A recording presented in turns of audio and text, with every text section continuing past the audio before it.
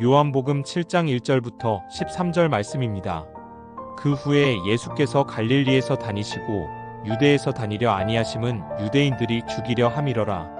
유대인의 명절인 초막절이 가까운지라. 그 형제들이 예수께 이르되 당신이 행하는 일을 제자들도 보게 여기를 떠나 유대로 가소서.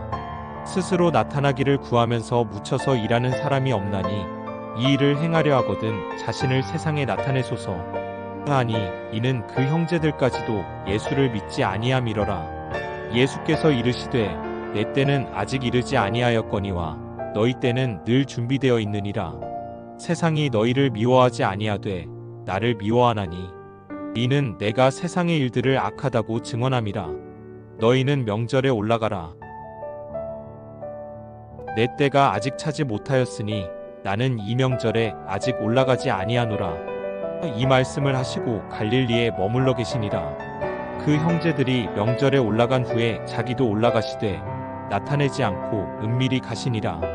명절 중에 유대인들이 예수를 찾으면서 그가 어디 있느냐 하고 예수에 대하여 무리 중에서 수군거림이 많아 어떤 사람은 좋은 사람이라 하며 어떤 사람은 아니라 무리를 미혹한다 하나 그러나 유대인들을 두려워함으로 드러나게 그에 대하여 말하는 자가 없더라. 오병이어 사건을 통해 많은 사람들이 예수님께 찾아왔습니다. 그러나 이어지는 예수님의 가르침을 듣고는 그 많던 사람들이 다 떠나갑니다. 뿐만 아니라 유대인들은 그 예수 그리스도를 죽이고자 하는 결단을 세우게 됩니다. 많은 이유가 있겠지만 그들이 보기에는 유대의 믿음을 저버리고 신성 모독을 하는 사람, 자신들의 세계를 부수는 사람으로 보였을 것입니다. 이런 분위기 속에서 유대인들의 명절, 초막절이 다가옵니다. 유대인의 명절이 다가왔다는 소식은 결정을 촉구하는 것과 같습니다. 모든 유대인들은 명절이 되면 예루살렘으로 올라가야 하기 때문입니다. 그때를 맞춰 예수님의 형제들이 조언을 합니다. 유대로 가라는 거예요. 지금 있는 곳은 갈릴리입니다. 이곳은 작은 동네에 불과합니다. 주의 형제들은 정말로 계획하는 일을 하고자 한다면 많은 사람들이 볼 수 있는 큰 곳으로 가서 하는 것이 맞다고 말하는 것입니다.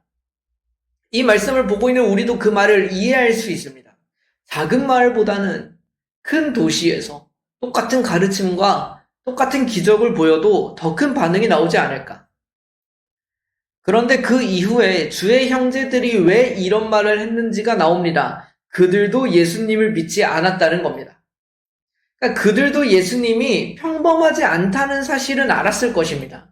이미 보여진 기적들과 소문들이 있기 때문에 일어난 사실을 부정할 수는 없습니다. 그러나 그들이 예수님의 가르침을 온전히 믿은 것도 아니었습니다. 하나님의 아들, 하늘로부터 온 사람, 그들이 보기에는 아무것도 아니었을 것입니다. 심지어 가족이라면 더 믿기 힘들었을지 모르겠습니다.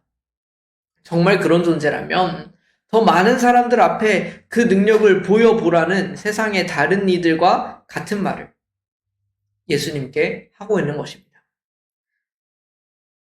예수님께서는 이 말을 거절하십니다. 그 이유는 아직 때가 이르지 않았기 때문입니다.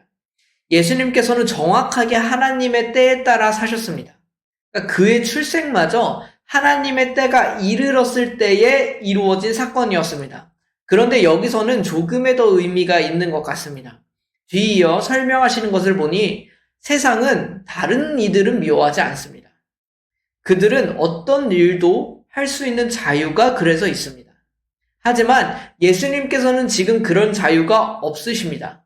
세상의 일들을 악하다고 전파하시면서 세상이 그를 미워하고 죽이고자 하고 있기 때문입니다. 이런 상황에서 예수님께서는 아직 때가 이르지 않았다고 말씀하고 계십니다. 그러나 그렇다고 예수님께서도 명절에 마을에만 있지는 않으셨습니다.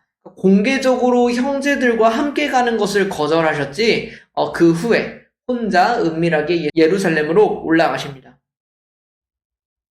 그 당시 예루살렘의 분위기는 어떠했을까요? 본문은 이를 다소 무겁게 이야기합니다. 유대인들은 예수님을 찾고 있었습니다. 온 성읍을 뒤지면서 어디 있느냐고 물었을 것입니다. 사람들은 평이 갈립니다. 어떤 이들은 예수님이 좋은 분이라고도 말하고 어떤 이들은 예수님이 다른 사람들을 현혹시키는 사람이라고 욕합니다. 하지만 어떤 편도 공개적으로 그것을 말하기를 두려워합니다. 곳곳에 예수님을 찾아 죽이려는 유대인들이 돌아다니는 상황에서 자신들도 곤욕을 치르고 싶지 않았기 때문일 것입니다. 예수님에 대해 함부로 이야기할 수도 없는 분위기 속에서 명절이 지나가고 있는 것입니다. 이 본문 속에서 우리는 새로운 교훈을 얻게 되나요? 예수님께서는 새로운 가르침을 주시나요? 그렇지 않습니다. 그 당시의 모습을 그저 그리는 듯하며 예수님의 상황이 어떠했는지 이해하게 됩니다. 그렇다면 이 본문이 우리에게 주어지는 이유는 무엇일까? 지금의 그리스도인들이 이 말씀을 통해서 무엇을 봐야 하는 것일까요? 우리는 우리 스스로를 예수님을 믿는 사람이라고 말합니다. 그런데 그 표현 안에는 다른 개념들이 포함되어 있습니다. 바로 예수님을 따라가는 사람, 예수님을 닮아가는 사람입니다. 우리는 예수님과는 분리되어서 그분이 주시는 구원만을 탐내는 사람들이 아닙니다. 반대로 그와 함께 하기를 소망하기에 그가 이루신 구원도 받게 되는 사람입니다. 결론적으로 우리가 예수 그리스도를 믿고 살아가는 삶은 지금 보이는 예수님의 삶과 비슷해지게 되어 있습니다. 믿음을 따라 사는 삶은 세상을 뒤로하고 살아가는 삶이 될 때가 있습니다. 모두가 우리를 응원하지는 않을 것입니다. 그래서 때로는 외롭게 걸어가는 삶이 되기도 합니다.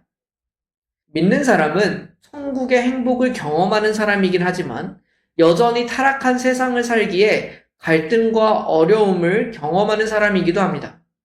그래서 믿는 사람들의 이 땅에서의 삶은 늘 평안하기만 하지는 않습니다. 예수님께서는 지금 그 길을 묵묵히 가고 계시는 겁니다. 자신을 죽이려는 세상 속에서 그 삶을 사십니다. 도망치지 않으십니다. 그렇다면 그와 함께 살기를 원하는 우리의 삶도 그러해야 합니다. 우리에게 맡겨진 하나님이 기준 되시는 삶을 살아갑시다. 세상의 원리와 맞지 않아도 고수하며 믿음의 길을 가기를 소망합니다. 앞에 놓여진 선택에서 도망치지 않는 것입니다. 묵묵히 믿음의 길을 예수님과 함께 걸어가는 인생이 되기를 소망합니다. 함께 기도하겠습니다. 하나님 아버지, 때로 우리는 갈등합니다. 성경이 말하는 것과 세상이 말하는 것이 달라서 믿음을 선택하면 우리가 포기해야 하는 것이 있어서 고민에 빠지고 마음이 어려워집니다. 늘 행복할 것이라는 생각을 내려놓고 결국 이 땅에서 경험하게 될 어려움을 인지하고 극복하는 성숙한 믿음을 저희에게 허락해 주십시오. 그리하여 예수님을 따라 굳건한 믿음의 길을 흔들림 없이 가게 하시고 어려운 고난의 길을 담대히 걸어가게 하여 주십시오.